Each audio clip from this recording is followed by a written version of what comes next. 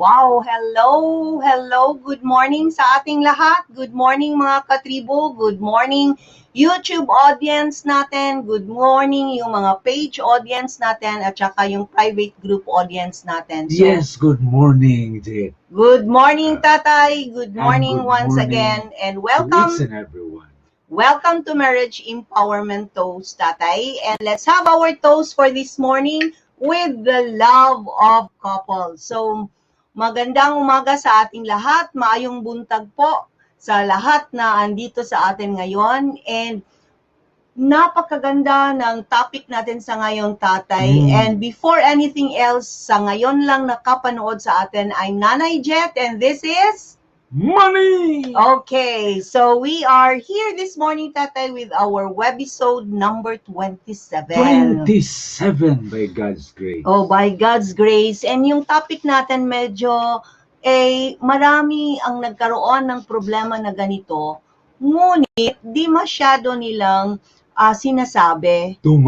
Tumahimik lang sila, Tatay. Pero, kasi sensitive yan. Yes. Paano to, asawa ko, may addiction sa alcohol o drugs. Oo. So we will be talking of problems of wives and husbands na yung mga partners nila ay merong addiction on, kasi meron namang addiction on women, addiction on the devices. Mulling.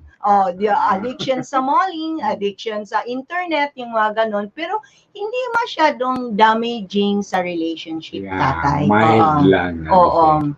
So, eto yung parang medyo malaki yung effect niya sa buhay pamilya at sa buhay mag-asawa. Yes. Okay.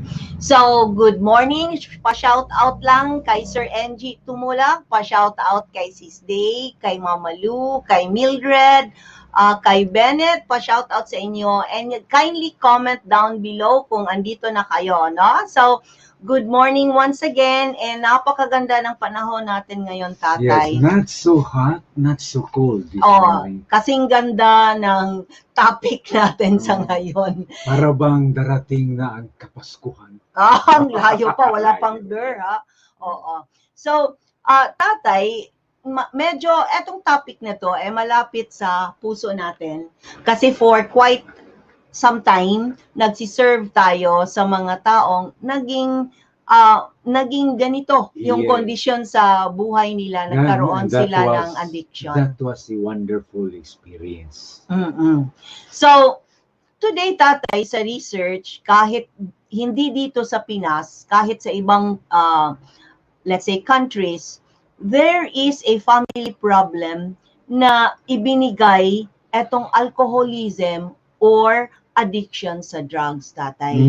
And medyo malaki yung percentage of those families affected. At hindi lang mag-asawa ang affected, of course, affected din yung mga bata. Yes. So, meron kasing parang problema pag nagkaroon ng addiction yung tao with respect to alcohol and drugs, and that is being explained in school, no? Yung mga science subjects natin kung ano yung maidulot kung mayroon tayong addiction on alcohol and on drugs. And ang medyo hindi katanggap-tanggap, no?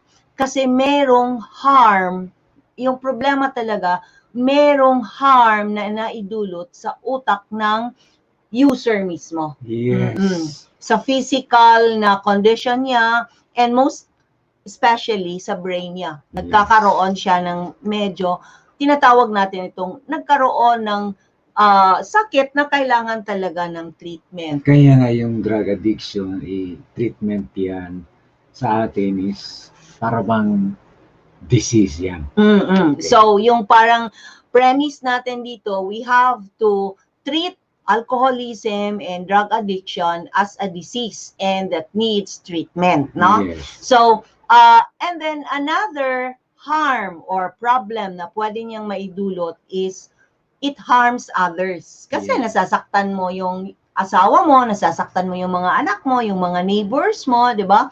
So, it only does not affect the person himself, but also the others. In other words, Okay, it the others starts, sa buhay niya. it starts with harm in oneself, and then it is projected, the harm is projected towards the others.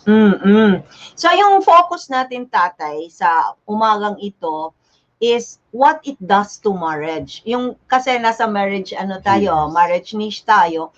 So we are still on fighting a good fight. And ang ifa-fight natin dito, paano natin ma-solve with a love and a loving solution to our partners who are into this particular Yeah, problem. this is very difficult because a love din ang gagamitin natin para sa malalim na problemang ito. So, in fact, medyo lumalalim nga at malalim na nga yung problema ng addiction na minsan hindi na natin maagapan agad, malaki na pala yung damage na naibigay niya sa relationship at saka sa marriage. Let me share about just a few seconds about harm the person himself, yung utak. Sinalala ko yung training natin sa foundation natin, yung sinasabi ng mga experts na may damage yan sa utak kasi masisira unti-unti ang utak mo sa first dose pa lang ng shabu, for example. Masira ang utak mo kasi yung shabu ay magdudulot yan ng pleasure na 10 times higher than what is normal. But then at the second dose, unti-unting babagsak yung pleasure, feeling of pleasure yan. Kaya nga, yung user ay mag-a-add ng quantity. So, pataas ng pataas yung quantity, pababa at pababa yung feeling of pleasure. Pag nag-meet yan sa graph natin, yan, iba na ang sinasalita ng drug addict. Kasi yung functioning talaga ng brain yung nasisira, no? Yes. So, it really needs focus, but hindi lang yung functioning ng brain ang nasisira. Kung married siya, yung relationship as a couple, masisira. Then, in fact, sa research, nakikita na there will be 1 versus 10 chance of survival. Yes. So, kung merong 10 pagsasama, 10 relationship, 10 marriage na nagkaroon ng addiction problem, isa lang sa 10 ito ang magsusurvive. Yes. So, yung siyam nalalaglag and they, the tendency will be they are going to separate and file a divorce. Another thing, insofar as alcoholism, naalala ko yung training din natin na mas marami, according to reason, mas marami yung violent acts sa kalsada brought about by alcohol. Kasi naging violent yung nag-iinuman yung alcohol na yan. So, in fact, kung drugs lang, parang kalmado sila pag high sila diba? Yun yung natin. So, hindi natin inakala yung sinabihan tayo ng mga experts na mas maraming crimes na nako-commit dahil mataas yung alcohol content ng body nila compared sa crimes na nako-commit dahil mataas yung shabu or parang na content ng na nasa katawan nila. So, ang napakalaking damage na makukuha natin pag ganito ang sitwasyon ng mag-asawa is marital intimacy, tatay. Bakit kaya? Because the moment a person is controlled by drugs or has become dependent to drugs, yung communication skills niya parang mawala yon. Natural communication skill. Yung communication is the lifeblood and it promotes marital intimacy. Sexual relations din ma-disturb yan. At saka yung sexual relations is a very effective, tool for marital intimacy. Pag nahaluan niya ng alcohol, nahaluan niya ng drugs, unti-unting mamamatay yang si marital intimacy na yan. And also, tatay, yung damage na dinadala niya sa relationship, lalo na sa marriage, is yung behavior, yung parang katangian, yung parang characteristic ng tao, attitude ng tao na addicted sa alcohol or sa drugs that grows out of the substance. For example, magkaroon siya ng dishonesty. Mm. Diba? Ito yung usual na unang parang nakikita mo sa isang tao na merong addicted problem. Yeah, in fact, nandun yan sa mga sharing and testimony sa yung nakasama natin mga drug dependents, many of them. Number one characteristic of a drug addict is dishonesty. Talagang magsisinungaling yan. And it starts with non-acceptance, denial. Hindi ako addict. So, i-hide niya yung addiction niya. So, talagang i-deny niya sa asawa niya na hindi ako addict, hindi ako alcoholic. So, para, let's say, para hindi malalaman ng partner, so, yun nga, nagsisinungaling na siya. So, this honesty comes first. Ito raw yung first talaga na attitude or character ng isang addicted person, no? At pag nagnanakaw, hindi ako nagnanakaw. And usually daw, sa psychology, sa mga trainings natin, nakukuha natin yung mayroong psychologist na nagbibigay sa atin ng input na ang sinasabi nila, usually, etong mga addicted person, so you just have to try to observe, no? Kung mayroon tayong relative, hindi talaga mismo partner natin, meron tayong relative na ganito, usually, parang egocentric sila, yung parang sarili nila yung iniisip nila, yung world nila, yung mundo nila, nakafocus lang sa sarili nila, tatay. Para bang pag nakikinig ka sa kanya, para bang mayabang tong taong to. Ay yan sa mga drug dependents sa kasama namin. No? And in fact, mayroon din silang hinanakit. Yung feeling nila, innermost feeling na, I am not loved.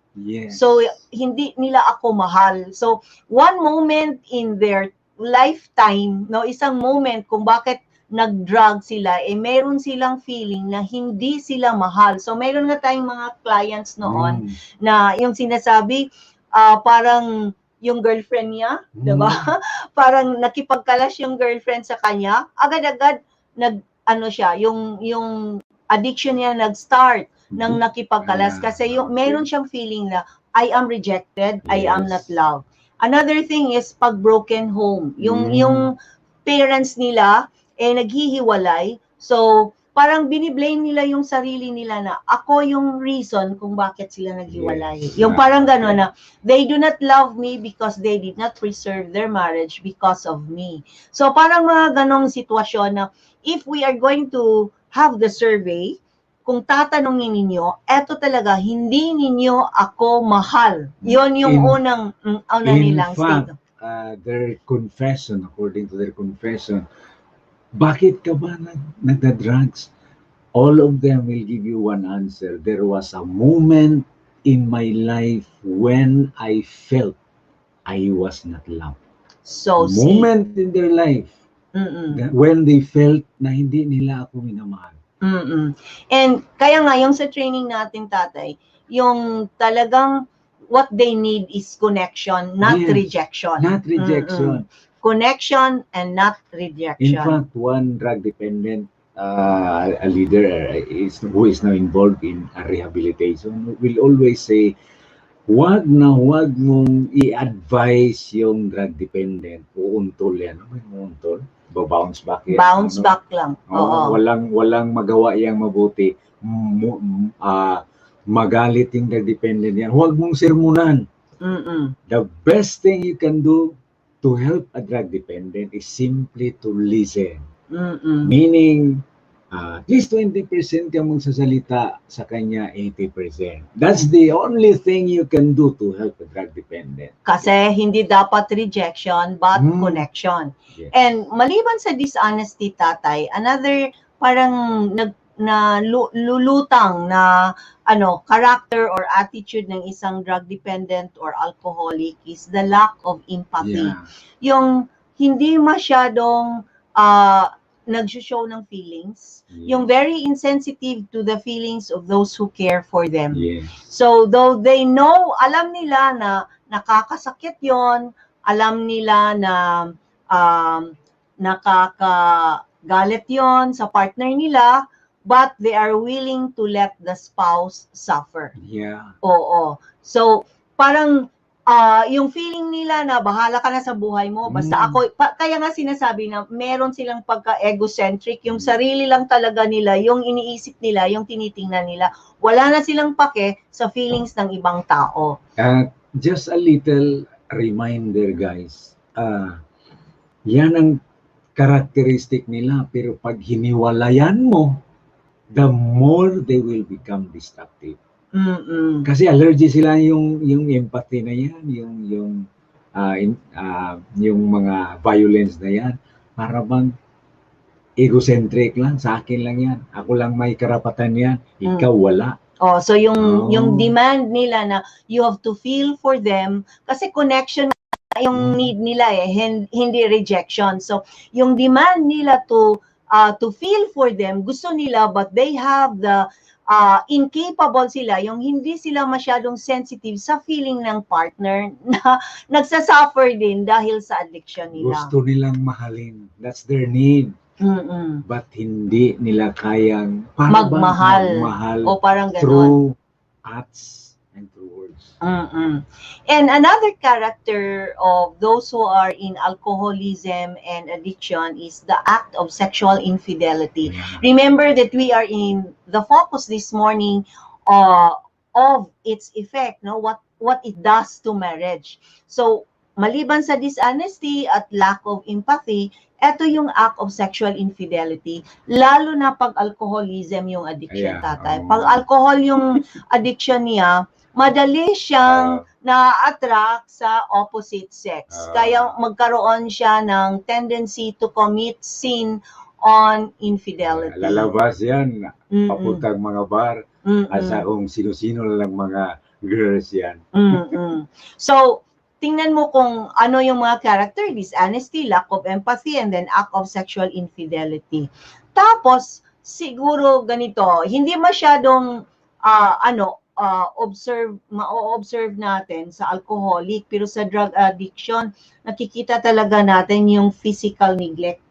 Yung hindi naliligo, tapos hindi, self-care, nawawala yung self-care sa kanila. Nagtataki naman, naka-insert long sleeve pa para pang may necktie dyan. Pero napaka-dirty look. Dirty look, So, mayroong physical neglect at saka mayroong emotional abuse. Okay, so yung parang masaya silang saktan yung wifey or yung hubby na partner nila, no? So, parang nakikita nilang ay, umiiyak siya. So happy siya na umiiyak.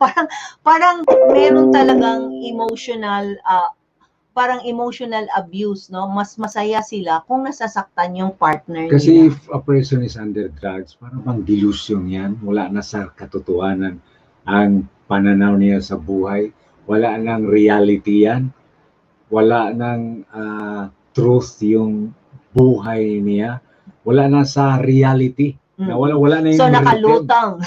Nakalutang siya sa katotohanan. Kaya nga yung sa advice, suggestion natin yan is ibalik yung personal rhythm niya. Nawalan sila ng structure. Yung gigising ka ng maaga, mag-clean up, magluto, mag-almusal, nawala yung structure na yan. Kasi buong gabi, wala kang tulog, di ba? And then sa daytime, diyan ka pa matutulog. So, nawawalan ng structure yung day activities mo. Sabi pa nga ng mga drug dependents, wala na kaming sense of what is morning, afternoon, and noon, and midnight. Ang alam lang namin saan kami makakuha ng pera para ibili ng shabu na yan, and saka what is the best quality na makukuha namin.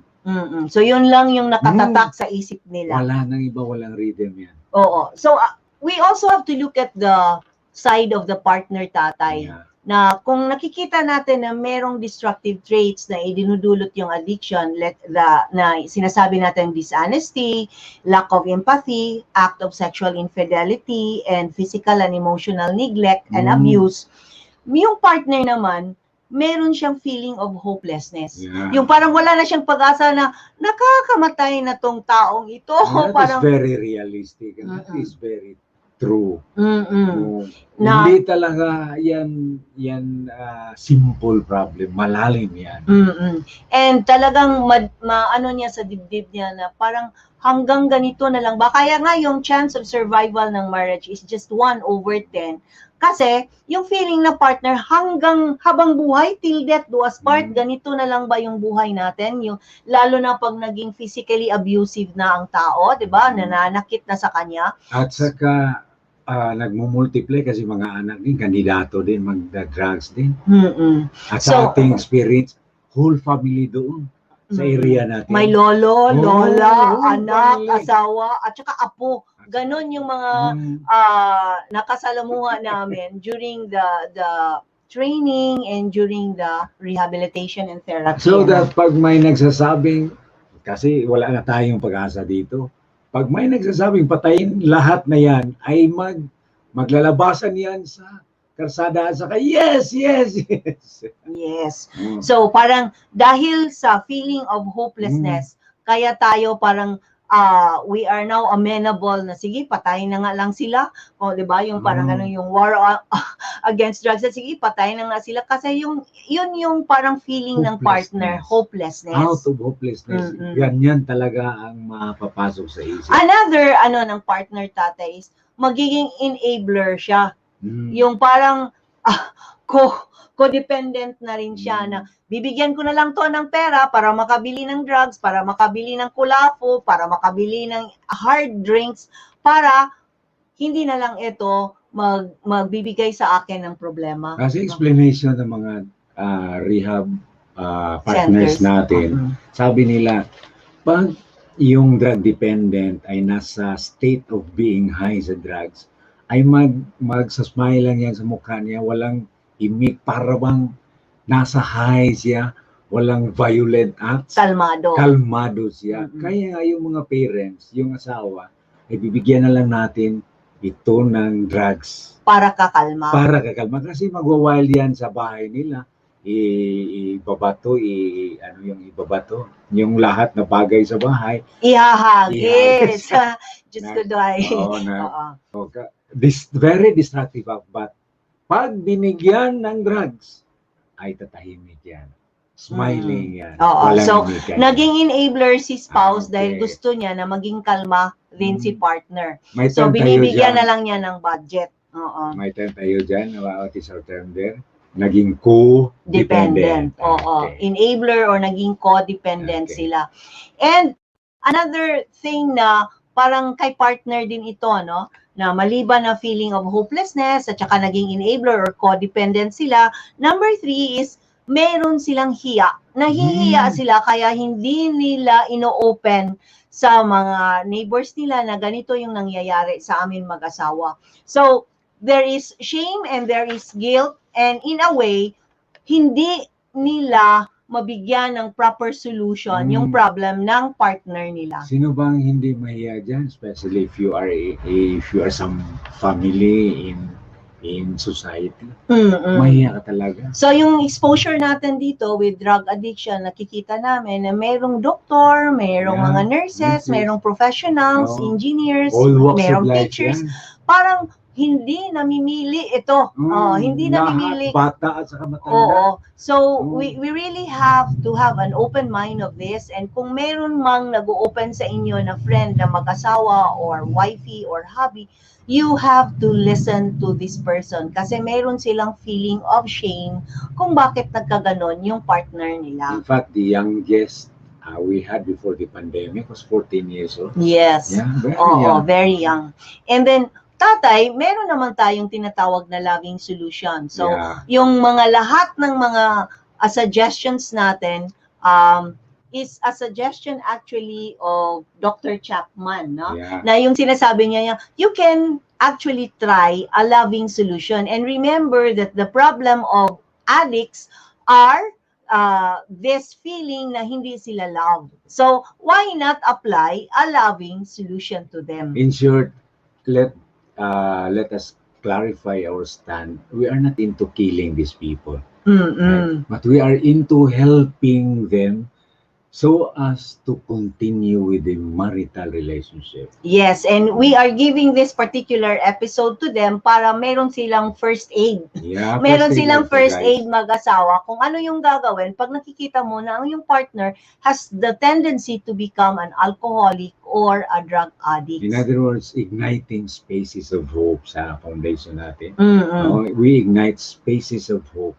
May paraan, may pag-asa. Mm-mm. So, a loving solution is number one, we usually tell them to use tough love. Yeah, yung Na- tough love na yan. Yung tough love, ano Oo. ba yung tough love na to? Explain na- mo nga. Kailangan ipa-experience mo, maranasan niya kung ano yung circumstances, ano yung effects sa mga ginagawa niya. Like say for example, nahuli siya at nabilanggo. So you have to let the person, the abuser, experience prison para Yeah. makikita niya na talagang hindi ka nagbi-bail out sa kanya. May Mm. experience tayo dyan. Yung may best friend tayo ngayon na yung anak niya.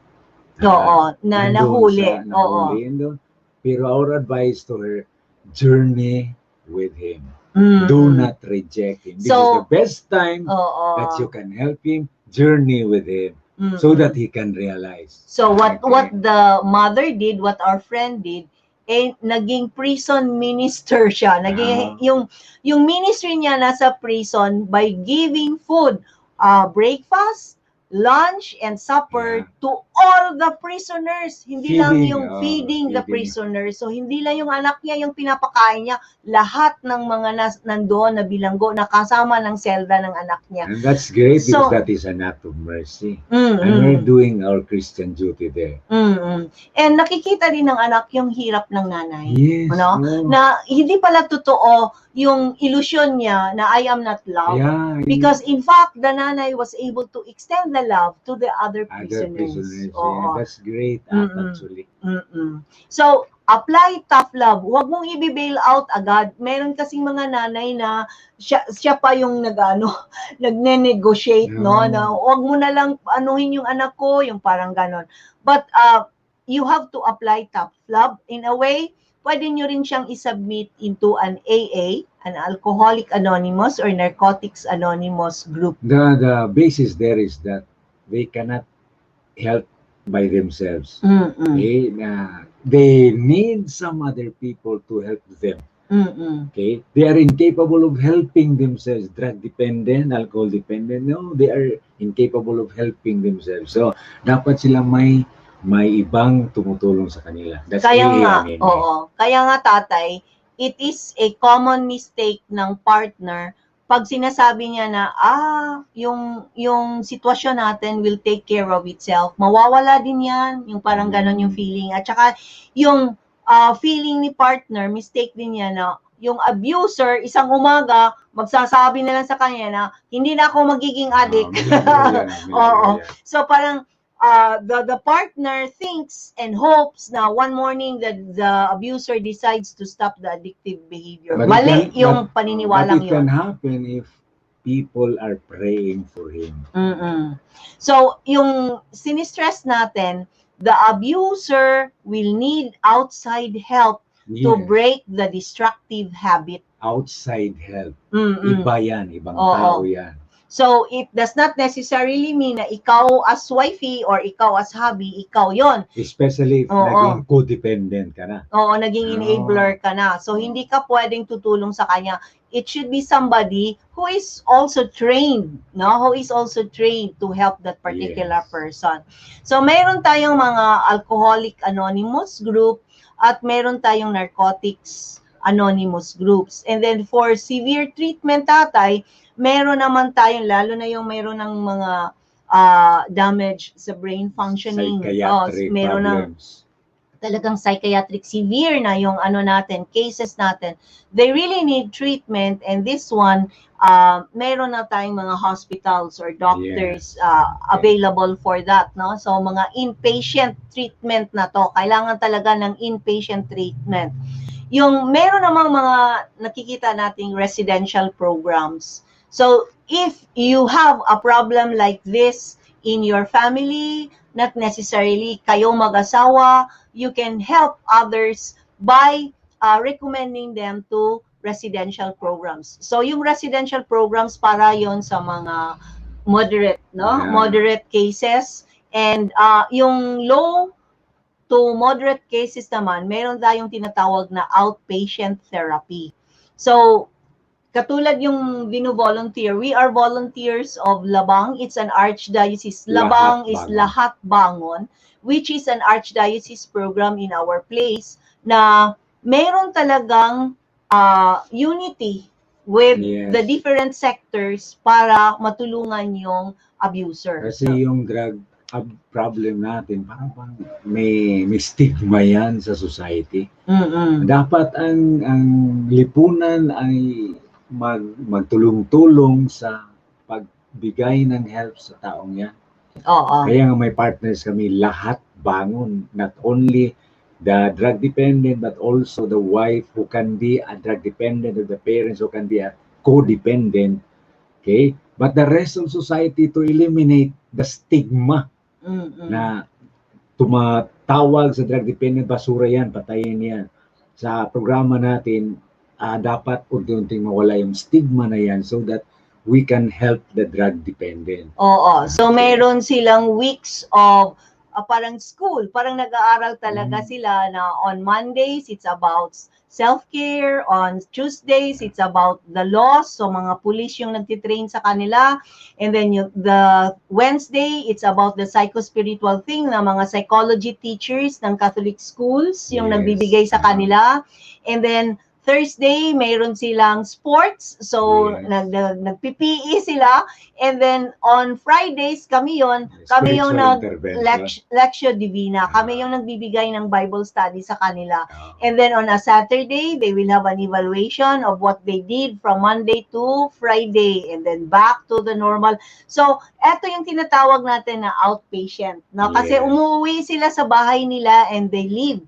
So, kaya kailangan ding magkaroon ng group for the codependents and for the enablers para marunong mayroon silang support system pagdating nila sa bahay. Kasi pag ganun pa rin yung sitwasyon nila sa bahay na feeling unloved sila, babalik ulit sila sa bisyo. Basic partners natin, yung simbahan at saka yung barangay and the other collaborators, ang police, ang TESDA, kasi pag clean na sila at the end of the program, magre-recommend kami for employment doon kasi bawal talaga for a drug dependent na magtrabaho if drug dependent pa siya kasi yung money is a trigger to take more drugs. Kasi meron silang pera pambili ng drugs o pambili ng alcohol. Negative na pag clean na, tuloy na. In fact, meron tayong isang graduate naging bombero na sa barangay. So, after some tests, merong mga drug tests, surprise drug tests na nakikita na they are really clean for how many months and how many, let's say, 8 months, 10 months, 1 year, parang ganon. And then, they will undergo TESDA training. So, after the TESDA training, then they are ready for employment. So, at least by this time, strengthen na spiritually and strengthen na sila physically, lahat strengthen na, pati yung mindset nila that I am already a clean person. At napakalalim ng mga sharing experiences ng mga taong yan. Yes. During our Lectio Divina, Bible study, pag nagsishare yan, napakalalim sa kanilang sharing, matuto ka talaga. So, the loving solution, you have to apply tough love and then encourage them to join AA or NA groups, Alcoholic Anonymous and Narcotics Anonymous. And sa atin, NA yung sa atin. Narcotics Anonymous. Kasi nga, guys, yung drug dependent, pag nag-rehab yan, clean yan 30 days. Pero hindi na nila kaya after 30 days yung craving nila. Kaya dapat nagjo-join sila ng groups na to kasi this will be their support group. During times of craving, may sponsor silang kanilang tatawagan. Kasi yung craving na yan, minutes lang yan. Pag hindi nila na-manage yan, babalik sila at babalik. Pag nandun sila sa any group, the first thing that they would do is to admit na sila ay addict. Kaya nga yung family names nila, addict. Ako si Manny, addict. Lahat Ako si sila ay, Jet, addict. they are all brothers and sisters. Pareho ang kanilang apelyido, addict. Oo. So kaya mahalaga na dapat malaman ninyo that the abuser will need outside help to Yes. break the destructive habit. Kailangan Yeah. talaga nila ng outside help. 30 days lang yan at babalik yan pag walang support group. So kailangan talaga yung support group. And we also have to take note, ano na ba, before you decide outpatient ba yung therapy natin, inpatient ba ang treatment or residential program, you also have to submit some assessments. Kung ano Yes. yung kaso ng abuser, low ba, moderate ba, or severe case na ba siya, para malalaman kung saan ilalagay yung partner natin na nagkaroon ng problema na ganito. Sa atin, sa experience natin, lahat yun i-assess sa barangay health workers or BHW. Bakit barangay? Kasi main partner natin yan. At saka yung barangay, yung mga drug dependents na yan, nandun yan sa barangay. At nagsusurrender yan. Panahon sa government natin, nagsusurrender lahat yan doon sa barangay. At may record ng barangay dyan. So i-assess sila, ano ba to, severe, moderate, or low. Yan, Okay. yan ang classification natin. So, tatay, mahalaga talaga na we educate people, no? We educate couples. Kasi siguro sa group natin ito, walang masyadong ganito yung problema. Yes. But, in one way or another, meron tayong kakilala na nagkaroon ng ganitong problema. Kasi nakikita natin na naging national problem na to.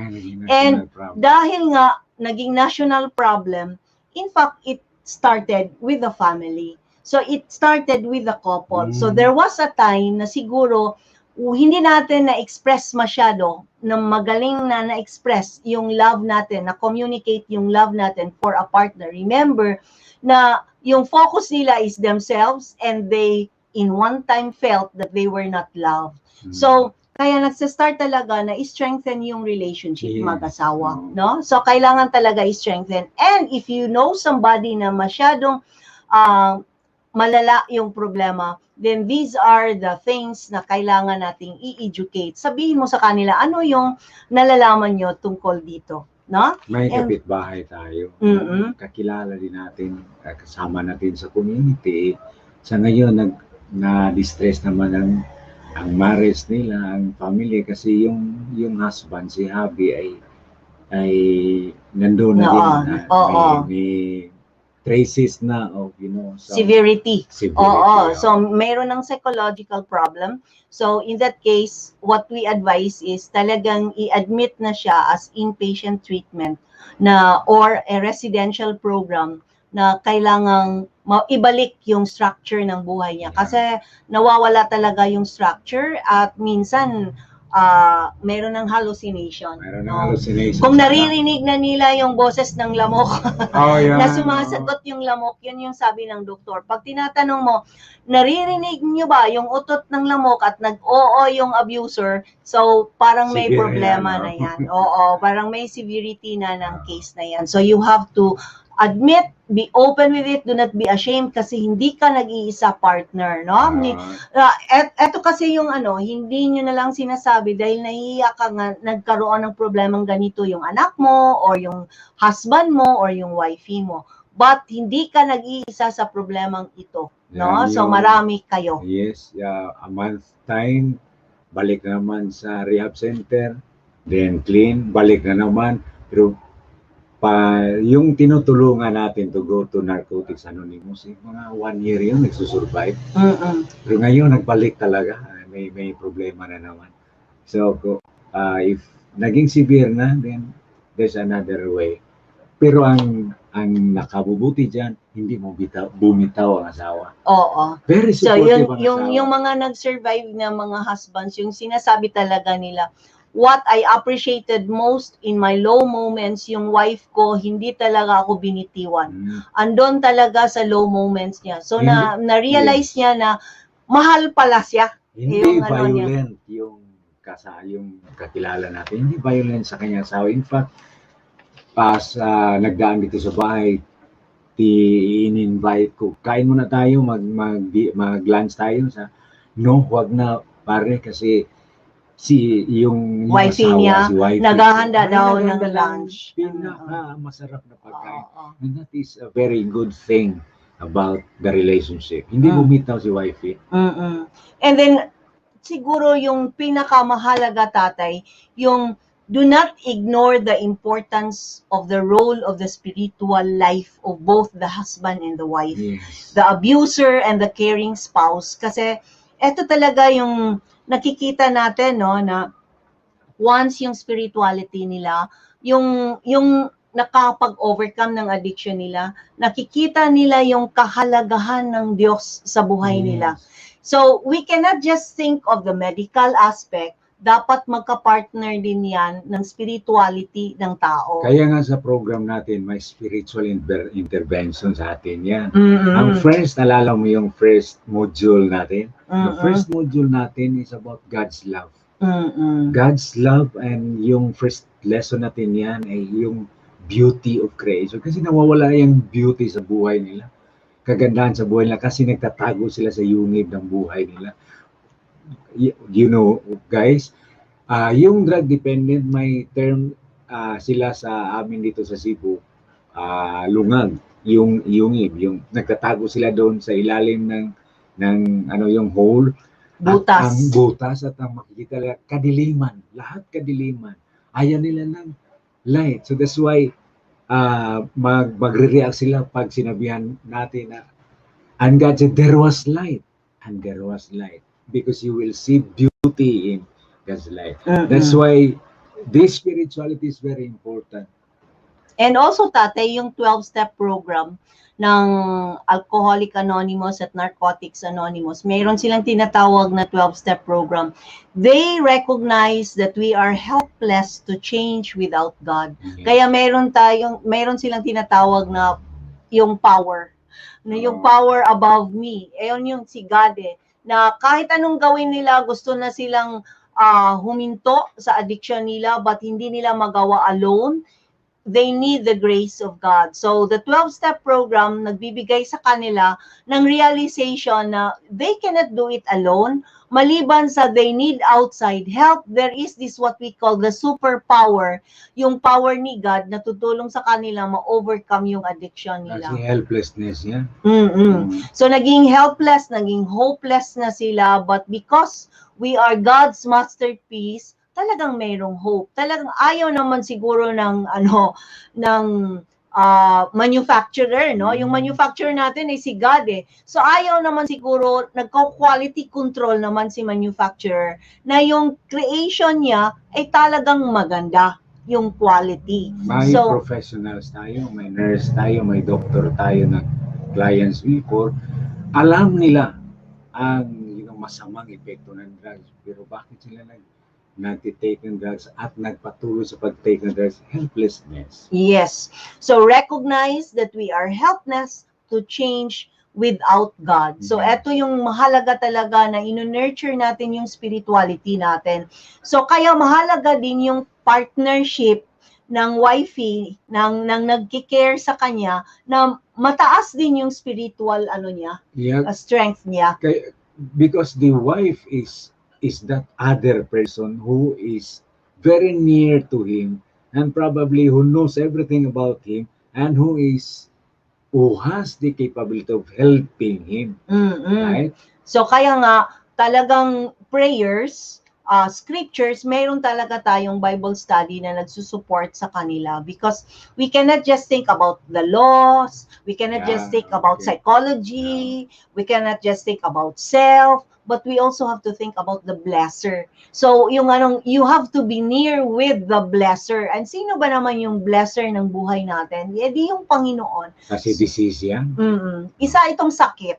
So, you have to think, yung una namin sinasabi, we have to treat this as a disease and it needs treatment. And the treatment does not only call for medical treatment, but this is also something that needs spiritual treatment. Kasi kung gaano kababa yung tingin nila sa sarili nila, yung self-esteem nila nawawala, ganon din kababa yung spirituality nila. Yes. Yes.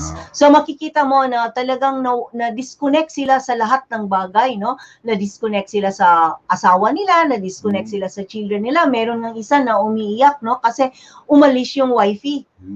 Nagwo-work sa Manila kasi naka-reside siya sa Cebu. So umalis yung wifey, dinala yung mga bata, so siya na lang mag-isa.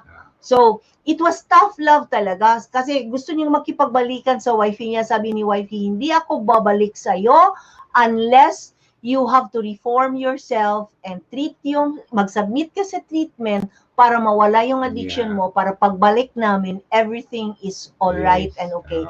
At nagkabalikan sila. Nagkabalikan naman sila. It was such a sacrifice on the part, kaya nga tinatawag natin tough love eh. So it was such a sacrifice on the part of the wife. And alam natin na wala silang masyadong malaking income, tatay. Oo, yung income nila, alam naman natin na usually yung naging abuser or naging addicted is belonging to the economic strata na medyo mahirap talaga ang buhay, no? So bakit nagkaganon? Yun lang yung nakita nila na solusyon sa buhay nila, na siguro mawawala yung problema ko kung saan ako bibili ng bigas, kung I will take alcohol and I will take drugs, no? But then kahit mahirap sila, nakuha pa rin nilang ma-overcome yung addiction na yun. Kaya naging inspiration siya sa iba, di ba? When they tell their story na si wifey naging helper sa Manila para lang merong masustain para sa mga bata and para sa treatment ng asawa niya, but hindi siya umuwi. Sinasabi talaga niya yung kondisyon niya sa husband niya na hindi ako uwi, hindi ako babalik sa'yo, hindi kami babalik ng mga anak mo sa'yo unless you are going to reform yourself. We still love you, we love you, but you need to love yourself too and take care. So, tough love is a very great solution, loving solution for those kind of cases, but we really need the help of God for that. So, wag mawala ng pag-asa, mga partners, wag mawala ng pag-asa. And always, sa love triangle natin, always include God in your relationship. Yes, that's great. So, what's your last take for this, tatay? Maybe this is a problem that is so intense among couples that many have gone into the roadmap of hopelessness. But here, we need to strengthen ourselves and follow the roadmap of hope. Not only hope, faith, and love.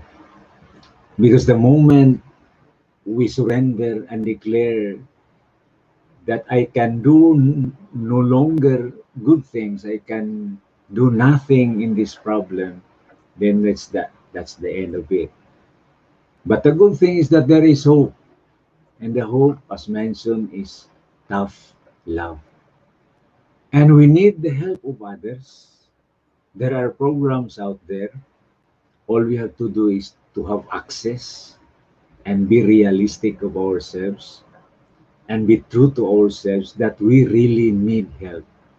And this is the most difficult thing to convince a drug dependent, because he will always deny that I need help. That's why at the very first step of the NA 12 steps, there is such thing as practice of acceptance. Just that simple thing of saying the term addict as my family name, money addict. That is very difficult for a drug dependent to accept. But the moment this drug dependent, your hubby who is a drug dependent, starts to accept that he is a drug dependent, the second consequent thing that he will do is to recognize that I am helpless. And that because I am helpless, I need the help of others, my wifey and my children and my family and the whole society. And above all, I need the help of God. But he has to start with the basic step of accepting that I am a drug dependent. Because if you will not do that, the other things will not come into play. Yes. And as a partner and as a wife, my role is to apply tough love and hindi bibitaw sa relasyon, hindi bibitaw sa journey ng asawa ko na nagkaroon ng addictive problem. In fact, insofar as I am concerned, I struggled into alcohol before. Yes. But how did you do it? How did I do it? I journeyed with you. Yeah. Hindi meaning na iinom din ako, Oh. but then I journeyed with you and I prayed, of course. Oh. There was prayer na talagang secret prayer ko sa Panginoon. And at the same time, just let you see the effect of it. Yeah. And nakikita mo naman, so there was help given and outside help na nakokontrol mo talaga kung paano mo na-control yon, ikaw na yon, diba? Okay. But I was always there when he needed the help, no, na kailangan, but it was always tough love. Yung Yes, I pag agree. nasusuka na siya dahil Lala ko yun, di ba? Pag nasusuka Tough na love siya, yun, oh. tough love yun eh. Hindi ko talaga kini-clean up yung dirt niya. Pag nagsusober yung parang meron na siyang maganda na yung kondisyon niya at nagising na siya, then I will tell him, okay, that's your dirt, kindly clean it up. So it's tough love. Let him suffer the consequence of what he is doing. So clean that up. Ito yung rug, ito yung parang sabon, yung parang ganon. But then, later on, he realized na hindi maganda itong mga nangyayari sa akin at hindi ito nagbubunga ng maganda sa amin mag-asawa. So, in that particular case, naging tulong sa akin yung pagbibigay at tulong sa kanya yung pagbibigay ko ng tough love sa kanya. Pinapalinis ko talaga yung dumi niya, no? And at the same time, hindi ako bumitiw sa kanya at hindi rin ako bumitiw sa Panginoon. Yeah. Na I know that there is hope for everything that we have now. And yung journey namin ay lalong gumanda. No? So, you are not alone. Do not be ashamed of your situation. You are not alone. You just have to seek the proper help and seek help from the proper people. So, yun lang siguro yung pwede kong i-share sa kanila sa ngayon na karanasan din natin mag-asawa. Hindi kayo nag-iisa. Yeah. So, God bless everyone, and I would like, lastly na lang, I would like again to invite everyone to download the 7-step solution to rescue your marriage before it starts to crumble. So, prevention is better than cure. So, another thing is I am going to invite everyone to follow us at Marriage Empowerment Tribe page. So, live din tayo dyan every Tuesday. And for those who are interested to join the Meto membership, no, you just go to gigetelnar.com/membership-2p. So, etong mga taong ito talaga yung lumalapit sa atin dahil gusto nilang ma-avail yung 7 blessings. So, you just have to visit the particular page and the link. Just click the link po. So, yung mga nakikinig sa atin dito sa YouTube channel natin, we are also live in YouTube. Salamat po. Don't forget to subscribe and click the bell para po ma-notify kayo kung meron kaming bagong live streaming or bagong uploaded videos. So God bless everyone and welcome for every Tuesday's Marriage Empowerment Toast. God bless. God bless everyone. God Bye. bless. Bye-bye.